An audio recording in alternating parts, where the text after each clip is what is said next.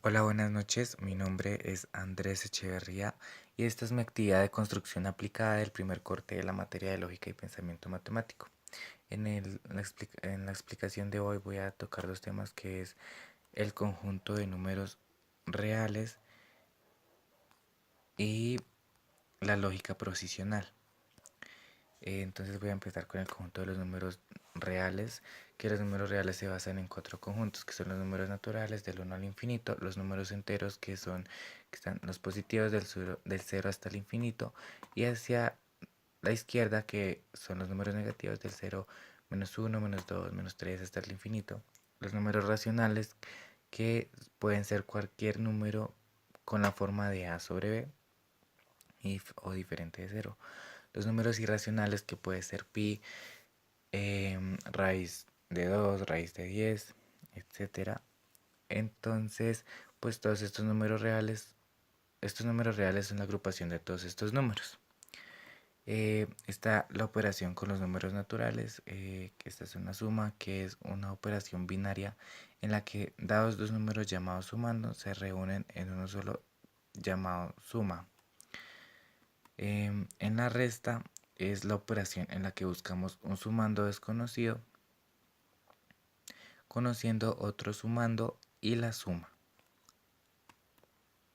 En la multiplicación se define como una suma abreviada de dos sumandos iguales. El sumando que se repite es llamado multiplicador. El sumando que se repite es llamado multiplicando, perdón. El número que indica las veces que se toma dicho sumando es llamado multiplicador. Ambos, el multiplicando y el multiplicador, son llamados factores. El resultado se llama producto. En la división es la operación inversa de la multiplicación, que consiste en calcular el valor de un factor en una multiplicación, donde se conoce un factor y el producto.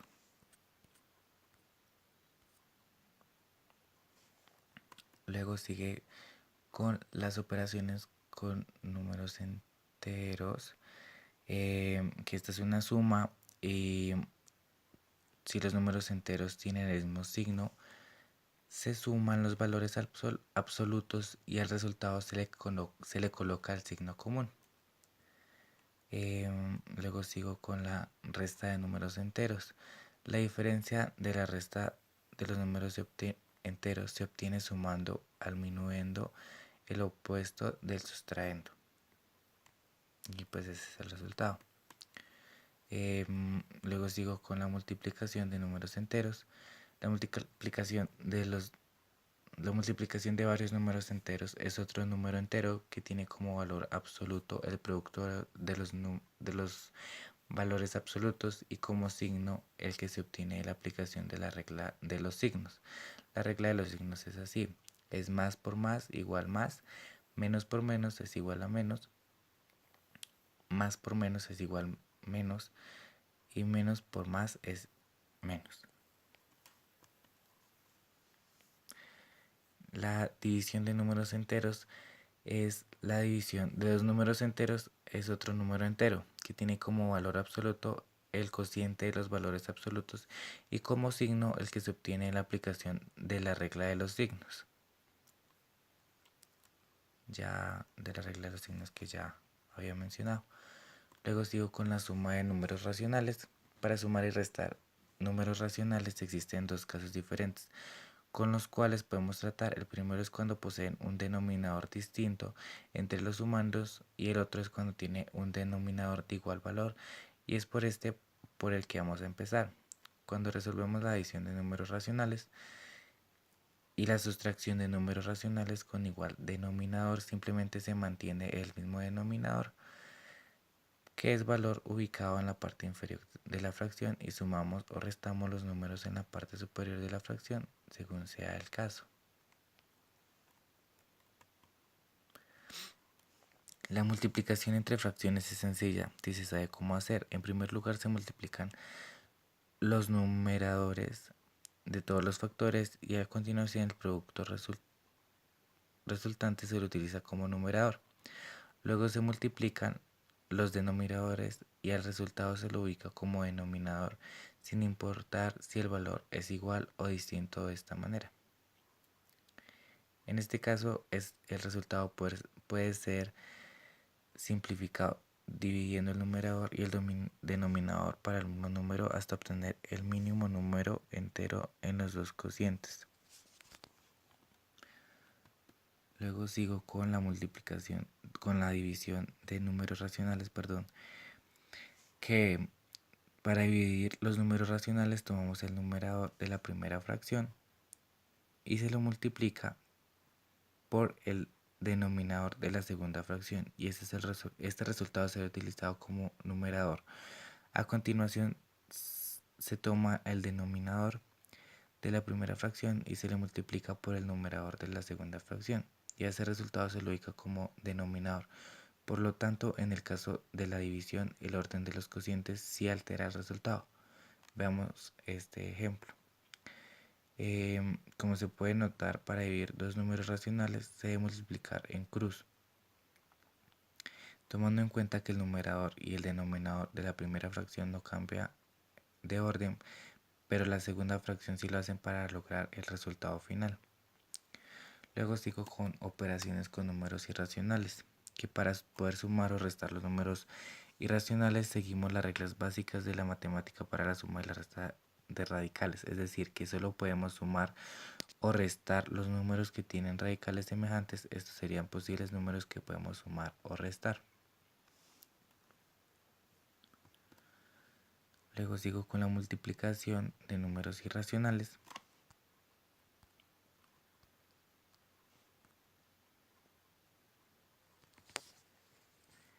Para poder sumar o restar los números irracionales seguimos las reglas básicas de la matemática para la suma y resta de radicales, es decir, que solo podemos sumar o restar los números que tienen radicales semejantes. Estos serían posibles números que podemos sumar o restar. Luego, en la multiplicación existen dos tipos de operaciones. En la primera tiene que ver con los radicales que tienen un índice semejante, y la otra con radicales con índices diferentes. Para resolver raíces del mismo índice simplemente utilizamos la propiedad asociativa, reuniendo los distintos factores el mismo radical, siendo así. Luego sigo con lógica proposicional, que es toda oración o enunciado al que se puede asignar un cierto valor, verdadero o falso. Si no puede concluir que es verdadero o falso, no es proposición, es cualquier agrupación de palabras o símbolos que tengan sentido y de la que en un momento determinado se puede asegurar si es verdadera o falsa. La verdad o falsedad de una proposición es lo que se llama su valor lógico o valor de verdad. Las proposiciones se denotan con letras minúsculas. Ejemplo: P, Q, R, A, B. Ejemplo: hoy es lunes, si es proposición, ya que se puede verificar. Hablo y no hablo. Viene o no viene. Carlos Fuentes es un escritor. Es una proposición simple. Sen X no es un número mayor que 1, ya que es compuesta. El 14 y el 7 son factores del 42.